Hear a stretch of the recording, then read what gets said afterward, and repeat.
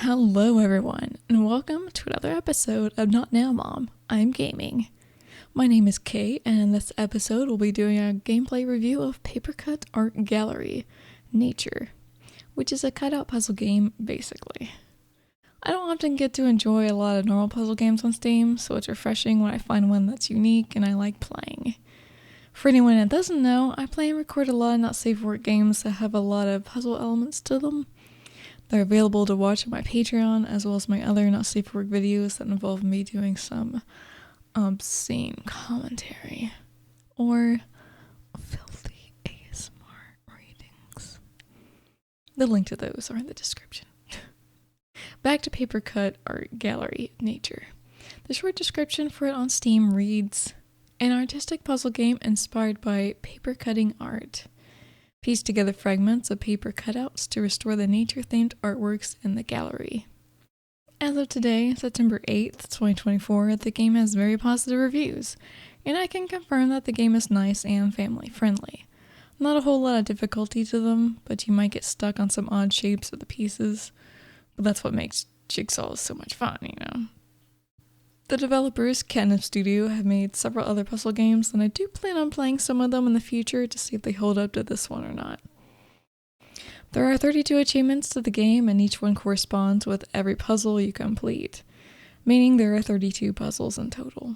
The achievements don't have any interesting names, they're just numbers for whichever puzzle you completed, which is a bit of a shame that they're so boring. Nobody wants to complete a puzzle and see a 6 for an achievement instead of a clever title. That's about all the outside information we've got on the game, so let's get into the actual review of Papercut Art Gallery Nature. First things first, if you're watching the video, you'll notice a change in the layout. It's not just the gameplay itself and me talking about it, but rather a scene that involves a chat bar on the side.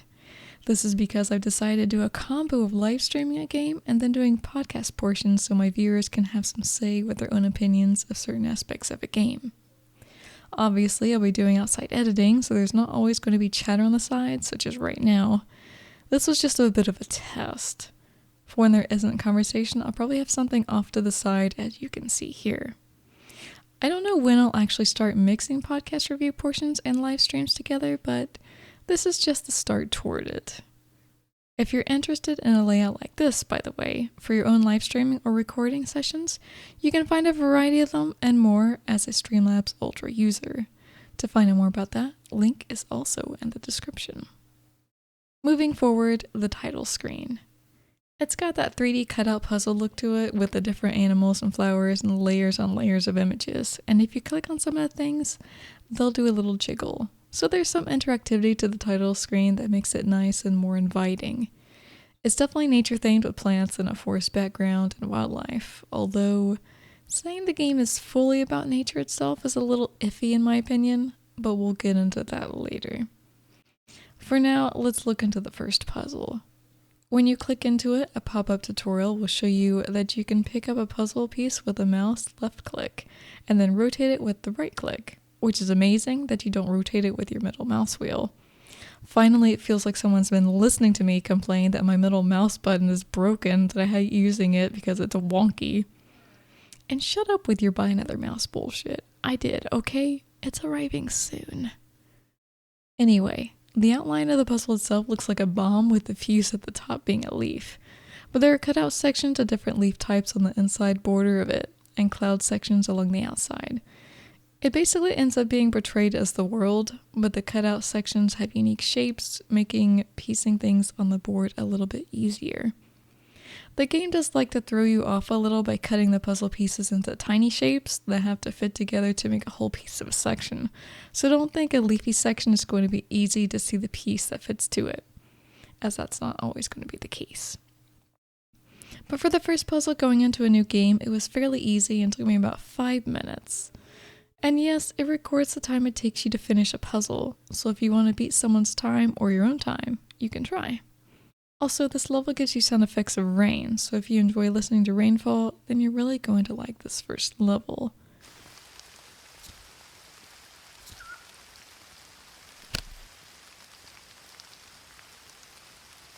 The second puzzle shows a tree cutout, making the overall puzzle outline look pretty cool. I think that's going to be a plus for a game like this. Because it all deals with cut out paper pieces, they're able to make the puzzle shapes more unique rather than just the usual ovals or rectangular sizes. This puzzle challenges you a bit more due to all the smaller pieces you can fit in, but still not too bad to do. And if you kind of pay attention to the color coordination, you can tell which trees and leaves and branches will match an area. The game's not too bad at color coordinating things in a certain way, but I'm bad at noticing the pattern a lot of times. The background sound to this level is birds chirping in the distance, and at 2 puzzles in, I can see that I really like the background sounds so far. Instead of generic music that's on repeat, they went with sounds of nature that fit the overall mood of the game, being nature-based.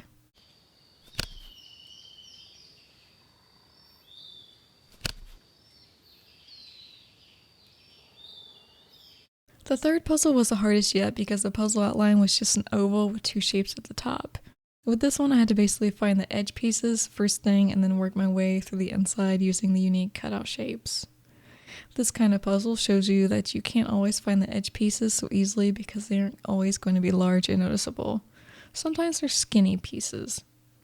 Ultimately, it became a B with landing on a main flower with other flowers and leaves involved as well. The background sounds in this one were pretty nice to listen to. You've got nice sounds of crickets and frogs, I think maybe an animal I didn't understand, but the one thing I didn't like was a growl. I didn't know if it was a grizzly or what. I mean, I doubt it was a grizzly. More like a deep-throated growl, but didn't seem like it belonged there.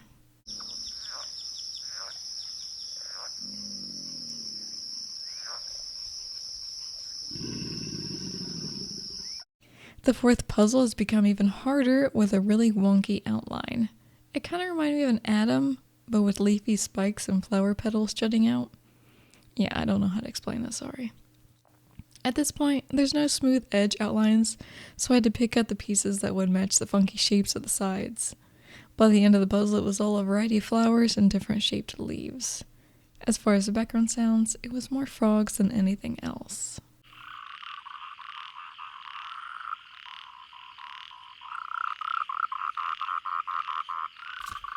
The fifth puzzle was simplistic in the sense that it didn't have a lot of coloration to it. A lot of the smaller parts were matched up with the creature in the middle, of which I assume is a koala based on the ears, though koalas aren't blue. Since it has a more cartoony style to the animal, I assume it's being open-minded about maybe a kid putting some of these puzzles together. The background to this one is super quiet, like the occasional whisper of an insect in the distance, but nothing that's so obvious as rainfall or birds chirping or crickets and all that. It was a little odd after having as much sound as we've had so far with the previous puzzles.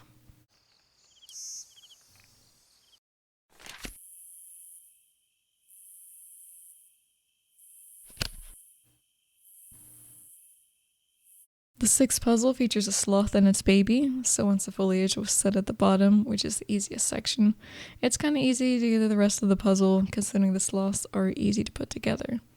It's them and the tree they're hanging on. And they actually look like sloths, unlike the weird previous koala. The background sounds of this features some birds, including a woodpecker and a trickling stream.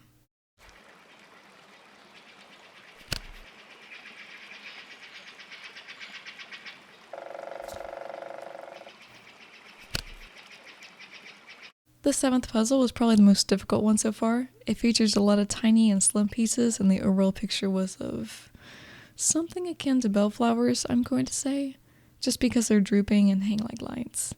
If I were to match them with another description, it would be to say they look like flies. But apart from them, you've got tall grass, a couple of flowers at the bottom, and a bird in the middle. I was so busy concentrating on how to fit all the jagged puzzle pieces in that I never even noticed there was a bird until I completed its body. The background sound is another stream and distant birds chirping.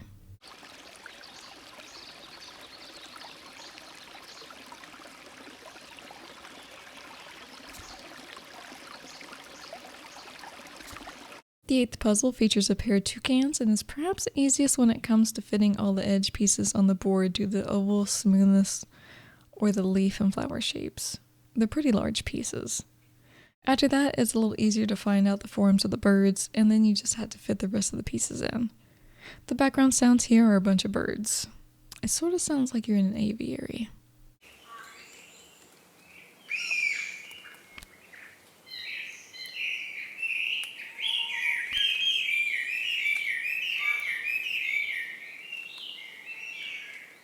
Our ninth puzzle is sort of a generic looking one with the silhouette of a wolf on a cliffside howling. Only it's not howling at a moon, but either a setting or rising sun over the mountains, so that makes it a little different. The cliff overlooks a variety of tall trees, which creates most of the odd shapes on the board. Once you figure out which color trees go where, they're pretty easy to place. The background noises are that of crickets in the distance.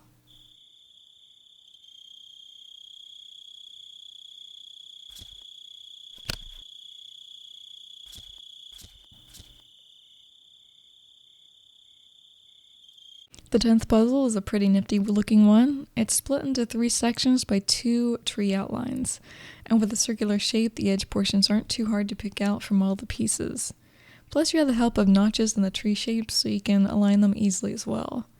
The ending picture is a deer in the forest at night, and despite it being limited in colors, it's probably one of my favorite looking completed puzzles. There are distant sounds of insects and frogs in this one, but the audio for them is fairly low.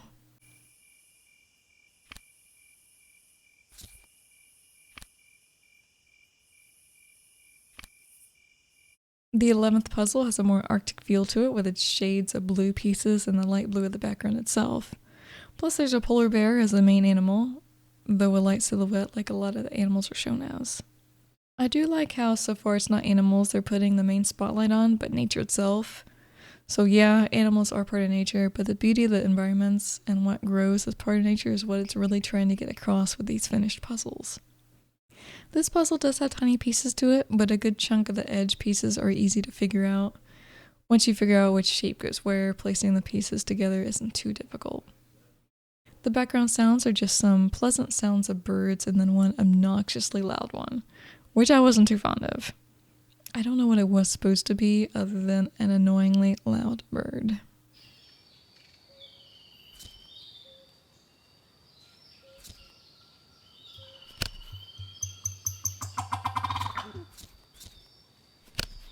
The 12th puzzle was an odd one, mainly because I was trying to figure out what kind of animal it was, as the main focus was the creature. Except the game took artistic liberty with the colorations of it, making it more of a childlike creation. Obviously, it's a deer of some sort, but I don't know a lot of deer that would be in a jungle of all places. Forest areas? Yeah, but a jungle? It sort of reminds me of a kid's show that features a jungle aesthetic, like a learning type of show, and not one that's cartoon animated, but I don't really know what the title would be. Anyway, the puzzle itself features large leaves, and combine them with just a normal background with a deer in the center, it can be a little difficult on where things go, especially with all the smaller pieces. This one had the more annoying background sounds for me since it was a lot of frogs and, I don't know, they were a lot louder than most of the other animal sounds we've encountered. Happened to hear all of them, so often started to give me a headache.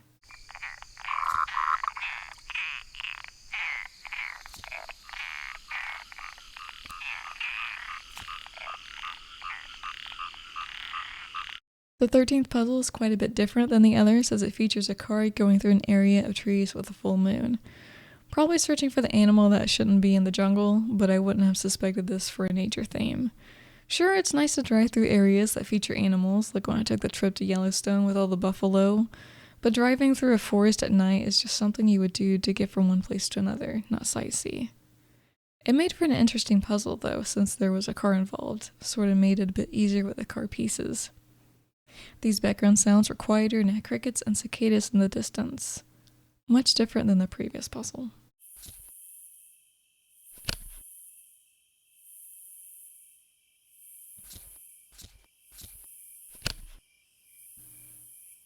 The 14th puzzle revolves around a colorful hummingbird. The edge pieces are pretty simple to put together due to them either being limbs that are sticking out of the sides or small leaves. So once you've got all of that, it's a matter of matching the pieces to the bird itself. Fortunately, it doesn't have a lot of tiny pieces to fit in. The background sounds feature birds.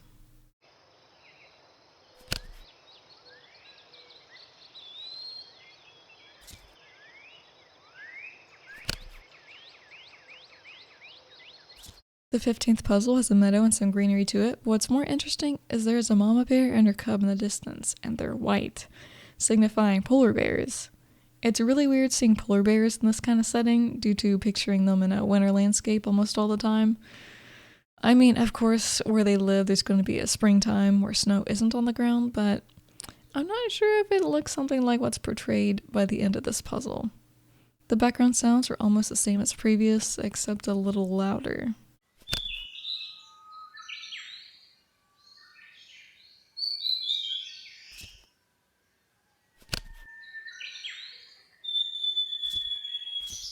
The 16th puzzle is quite the interesting one, since it has clusters of tree leaves that have odd shapes to them, and you'll be sticking trunks of trees to these odd shapes. They sort of look like bamboo tree trunks, but I'm not 100% sure on that one. What I do know is there are elephants in this puzzle, and the unique shapes of the leaves offer a slight challenge. The background sounds for this one is a thunderstorm, not one of my favorite sounds to listen to since they give me anxiety, but I know a lot of people enjoy them, for some reason.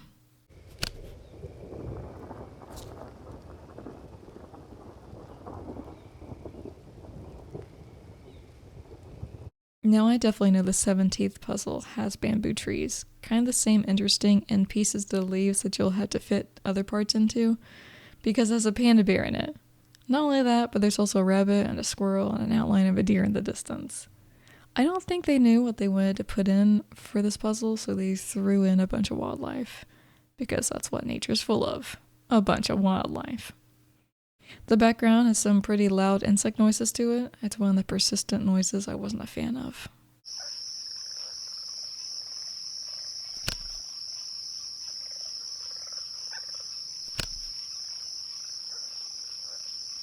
The 18th puzzle features another sloth, this time all on its lonesome. And this puzzle is a little more difficult due to the smaller shapes and the leafy fronds. They make the leaves a lot more bubbly and less defined, so it's not as easy to place them with the corresponding pieces. This is another puzzle that features a thunderstorm in the background.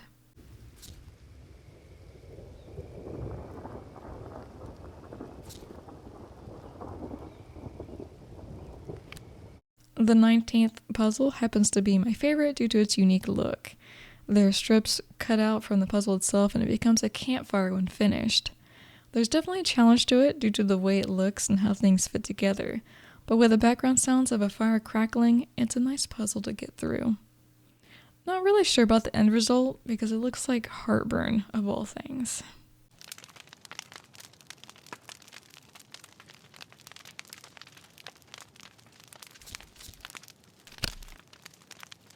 We went from a dark background to a lighter one in the 20th puzzle, and I hate it when people decide to do that. It's never a good idea unless you want to burn someone's retinas.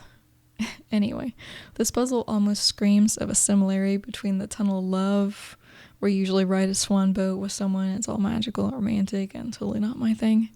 But it features a lot of Valentine's Day colorations and has outlines of tulips, herons, penguins, flamingos, some other birds. Surprisingly no swans that I can tell, unless the top birds are swans, but the hooked beaks tell me that they're flamingos. It's not a hard puzzle to get through, just really bright. The background sound seems to be a rain shower with rainwater dripping close by, like you're sitting under a porch.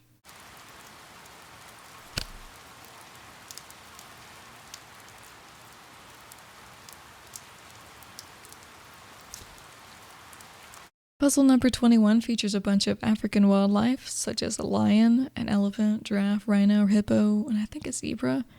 There's not much color to it, it's all grayscale, but every animal stands out. They're small and thin pieces, but given the outline of the animals and plants, they're pretty easy to find where they go. Again, rainfall as the background sound.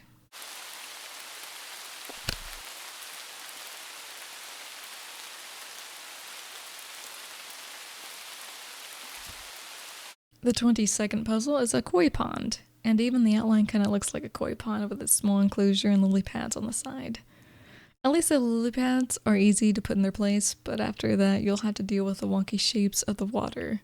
Big chunks of them, but wonky nonetheless. The background sounds for this puzzle is trickling water.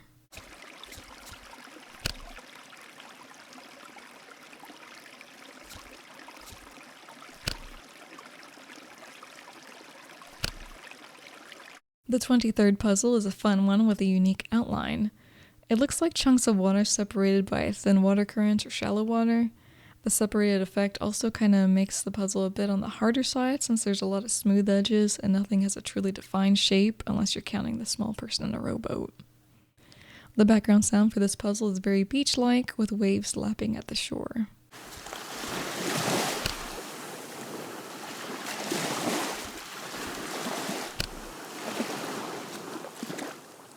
Our 24th puzzle is another water one, but more of a close-up of the rower and the boat this time. We've also got outlines of fish below the surface, and if I were the person, I'd be a little worried about the size of some of them. It's a bit of a more difficult puzzle with the small and thin shapes that don't have much of a defined corner to be placed into, unless it's that of a fish. The background sound here is running water in a river.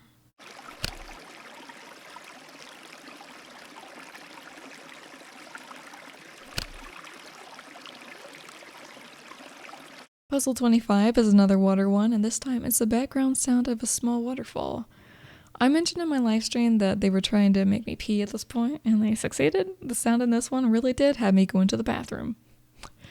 Piecing it together isn't as bad as the previous one, since this time there are uniquely shaped edges to some of the pieces, such as with coral.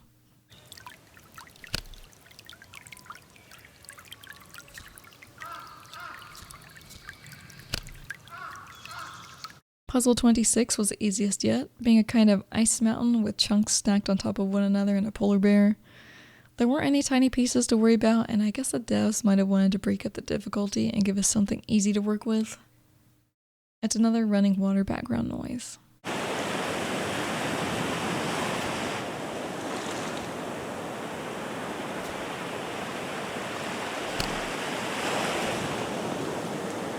Puzzle 27 isn't all that hard either and features another polar bear and icy landscape.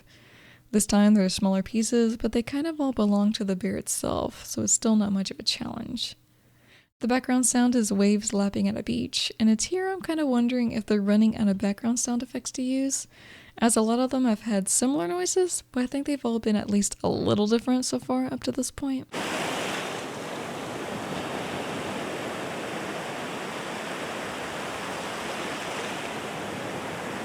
You'd think we'd be clear of the water one so far, but you're wrong, because Puzzle 28 is yet another water layout with coral pieces and stingrays and jellyfish and a whole lot more.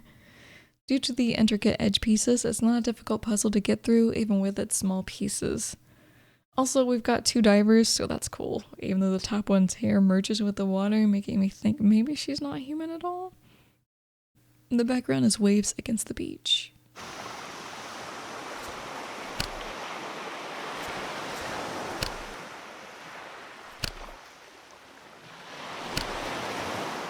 Puzzle 29 isn't that much of a water landscape, but still has water in it, just from an aerial view. This puzzle consists of an airplane going over a portion of the world, and while I wouldn't mix and match airplanes with nature, I can still see how it fits with the landscapes of the world below it to look at. This puzzle has a lot of weird shapes to it, which is both a plus and a nuisance to get through. I absolutely hated the background sounds of this one, as it sounds straight out of a horror game. I don't know what animal they chose for the sound, but it was very ominous, and I felt concerned for the safety of those on the plane.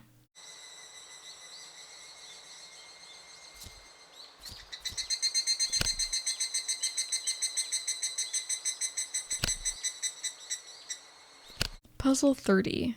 Once again, water on the bottom, but that's to be expected as it's a shot of the world from a distance as a spaceship shoots upward in a cloud of space-like smoke. This is where the whole nature theme kinda gets thrown out the window, as I don't identify space to be part of nature. It's a totally different subject altogether. There's a lot of tiny parts to this puzzle, so it can be a slight challenge. They stuck with nature sounds on this one, which is even more weird. I think cicadas and birds chirping, which doesn't resonate with a spaceship taking off.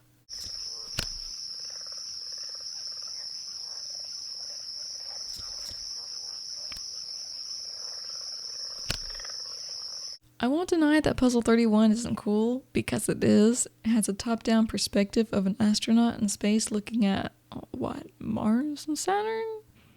I'm not good with the planets, so I'm not sure if that's right. But again, despite the perspective being cool, it's not nature, it's space. It's not too difficult to complete once you know what you're looking at, but the astronaut can throw you off. The background sound consists of birds.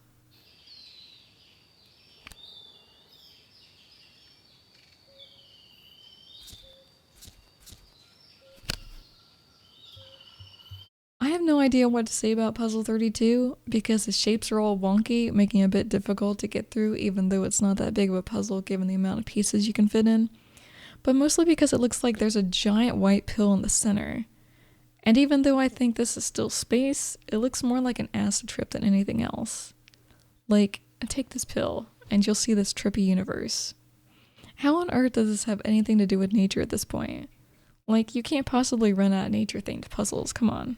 And here they have. It's just a super bizarre puzzle to end on. The background sound is rain, of all things.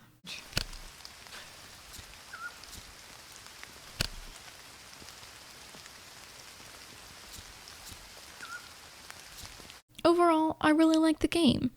Saying every puzzle was nature-themed is a little off the mark, in my opinion, given the whole space ordeal, but it is what it is. Most of the puzzles I was able to complete within 5 to 10 minutes, if not quicker, and they were a lot more fun than simply connecting one puzzle piece to another. My biggest beef would be about the different background sounds. A lot of them were pleasant to listen to in the short time I was doing the puzzles, but there were also some that didn't vibe well with me, and were triggering a headache from either how loud everything was or just the consistency of it all. Also, when the sound effects were at their recorded limit, they'd cut off and then start over again, so that was a bit jarring. The same with going from one puzzle to the next, there'd be a moment or two of complete silence, and I never knew if the game was going to crash or not. But that ends our gameplay review of Papercut Art Gallery Nature. I hope you've enjoyed listening to it. Feel free to tell us your thoughts on the game, if you find these kinds of puzzles more fun and engaging, or if you're an old school jigsaw puzzler. Tell me what you think of the layout as well. And as always, don't get in too much trouble when you say, "Not now, Mom, I'm gaming."